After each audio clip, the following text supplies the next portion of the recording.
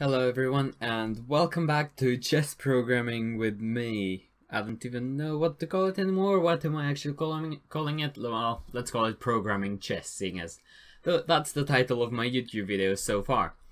So I know it's been a long time. Thank you for sticking around. All of my exams are done now, so for probably the next year I should still be on schedule unless like I'm ill or something, which means I would probably take like a week off maximum.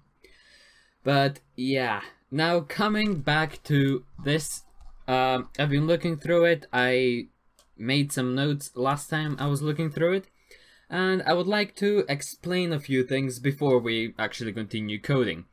So I've been talking about pseudocode quite a lot. I don't think I ever actually properly explained what it is. So there are a few things I would like to explain around pseudocode.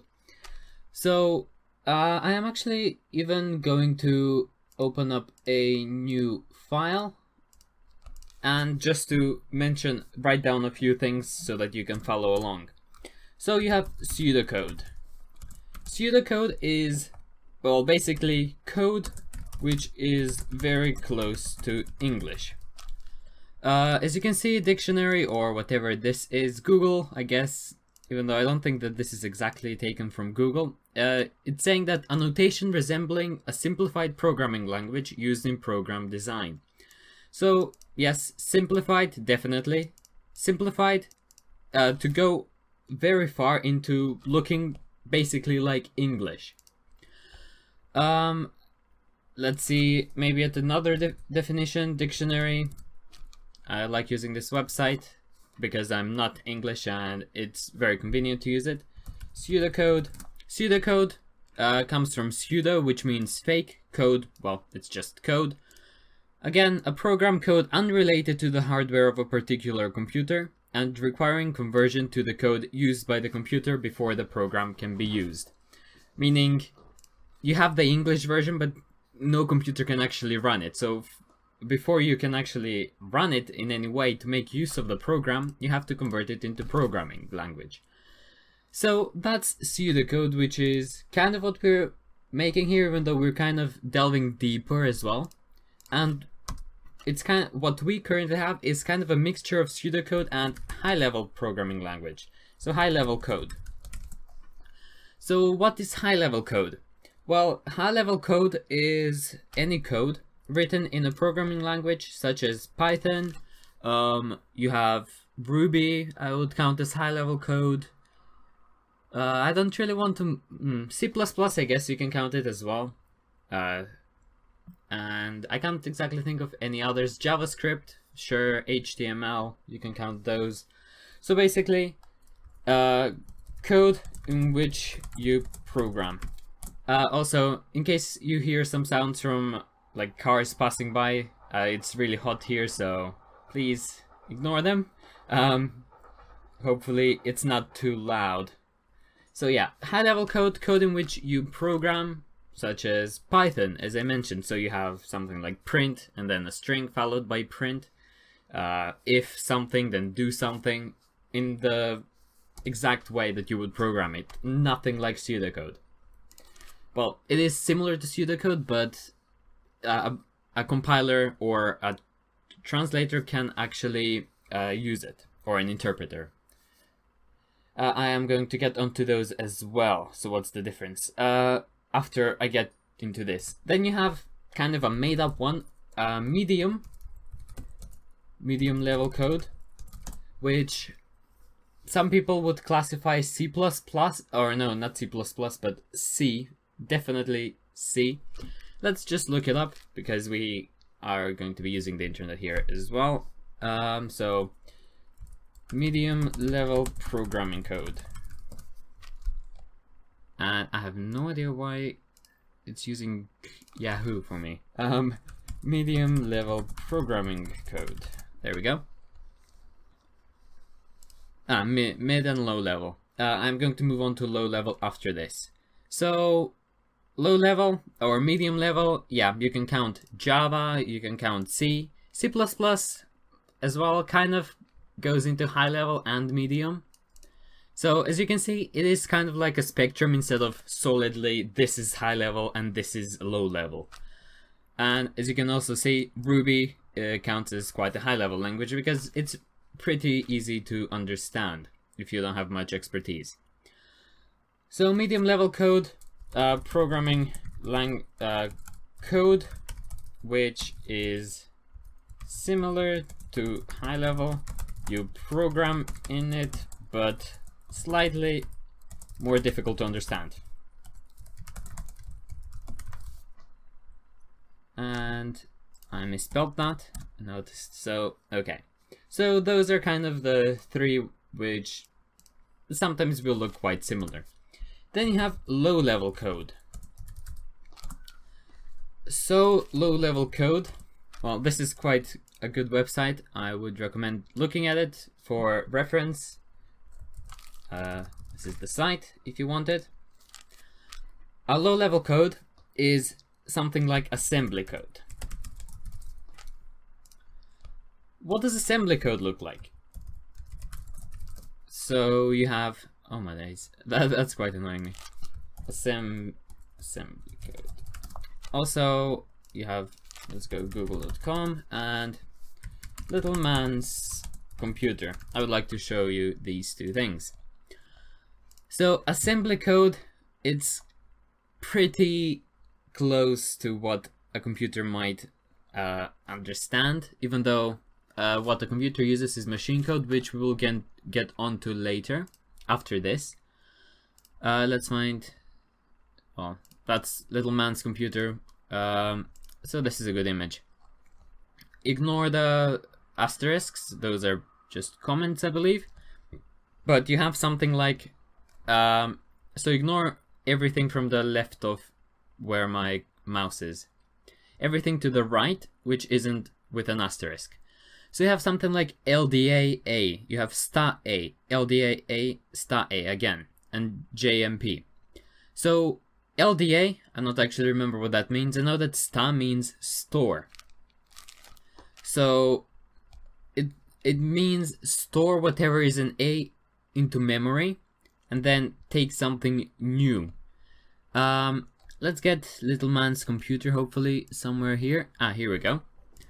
And okay, if I can only remember how to do this.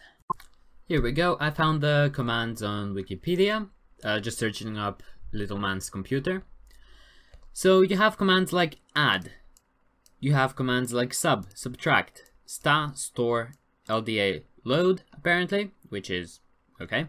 Branch, it's a simpler thing of if. You have branch z, branch if 0, branch if positive.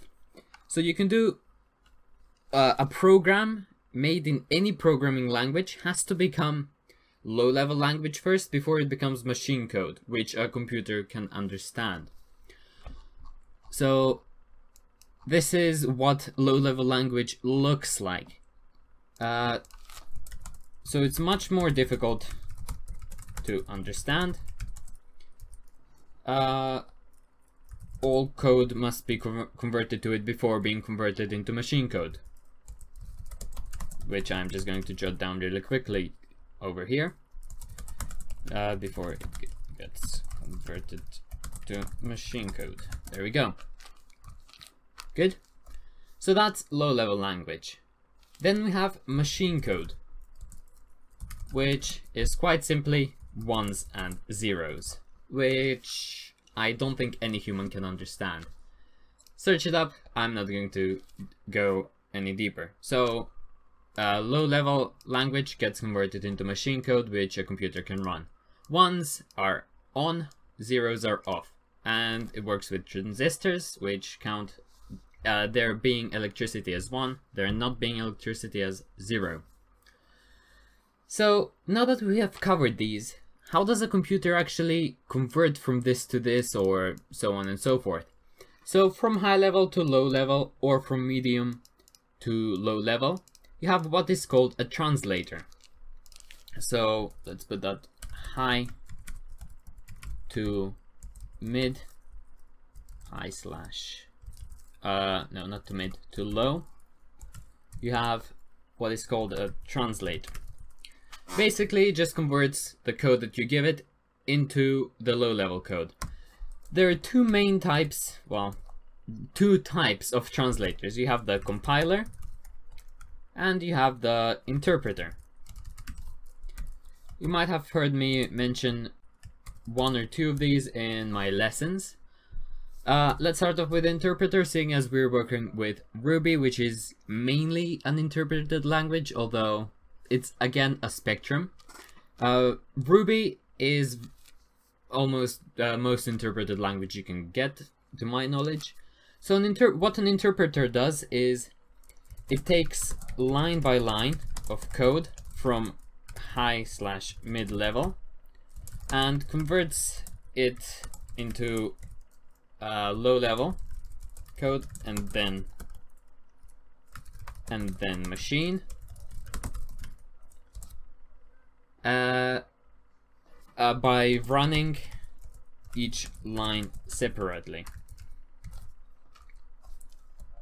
So what it does is does it line by line. There are advantages to this. I'm not going to write these down, however I'm still going to mention that. The advantages are that it's kind of sometimes can be easier to debug things. Although there are more disadvantages in my opinion, because overall it's slower to do it. And another kind of negative thing is that if you want somebody else to use the program that you've written in an interpreted language, then you have to give them the source code, which means they can steal your code, even though it's not really stealing because you've already given them the code, but you can't exactly sell that code or the program that you've made. On the other hand, you have a compiler. So what a compiler does is it compiles, meaning it takes all of the code from high/mid level, that's supposed to be a slash, and converts it into low and then machine code. Is not how you spell code. So yeah, takes all the code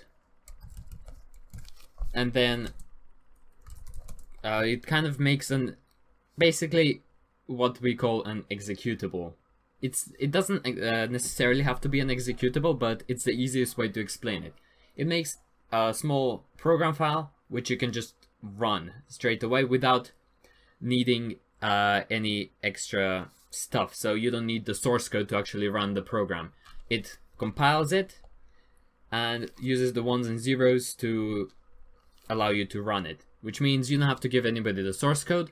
And also it's quicker to do it, to run a program which has been compiled, because instead of going line by line and running it, all of it has already been run and now you're just using it, which, depending on what you want to do, is easier. Although most compiled, well, I can't really generalize there, but a compiled language is C++. An example is C++. I'm pretty sure C is there as well, C#. Interpreted, as I mentioned before, Ruby and Python. So, going back onto my point, Ruby and Python, in my opinion, are much easier to learn and understand than C++. You also might have noticed that I have Cheat Engine up here. I was just trying out stuff. So Cheat Engine, if you've used it, you might have noticed that there's a memory view here.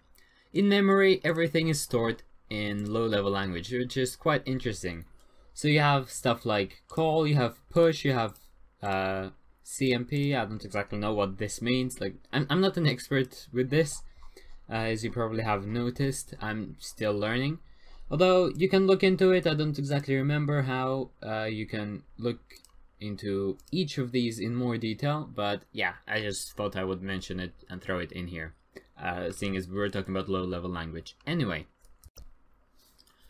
so after you've converted the high-level or mid-level to low-level, you also have to convert it to machine code. So what happens there? So low to machine. Well, it's quite a simple step. You have an assembler, converts the low-level code to machine code. and I'm not going to go into any detail on that because I don't know how that works myself. I might look into it once I really need it. So I think that that covers the basics that I really wanted to cover for today's lesson. I know we haven't done any programming, however, through this course in chess, I want to explain not just how to make the program, but I want to teach you why stuff works the way it does and why we're starting off with the pseudocode. As you can see, the pseudocode is the easiest to understand. Then we can move down perhaps. Also, what I'm planning on doing perhaps, I kind of hinted at this, but I'm just going to say it now. After we do this pseudocode, I'm planning to maybe, instead of doing it in Python, do it in Unity or Unreal Engine. Unity is more likely, seeing as I've already got all of that set up. Unity means that we would have to program in C#, but the benefits of doing it in Unity would be that we already will have a visual interface compared to Python just being textual. So please tell me in the comments what you would like to see after we're done with the pseudocode. Either you would like to see C# or C++ with Unity or Unreal Engine. More likely to be Unity than Unreal Engine, but we will have to see. Or would you like to see textual based game, textual based chess in Python? So I think that I'm going to wrap up today's lesson there. Thank you so much for watching. If you enjoyed it, please give me a like, share and subscribe. If you didn't, dislike the video. Tell me how I can improve for next time. Until that next time, again, thank you so much for watching. Thank you for sticking around through these 5 weeks of my exams that I had. I think they went well. And goodbye.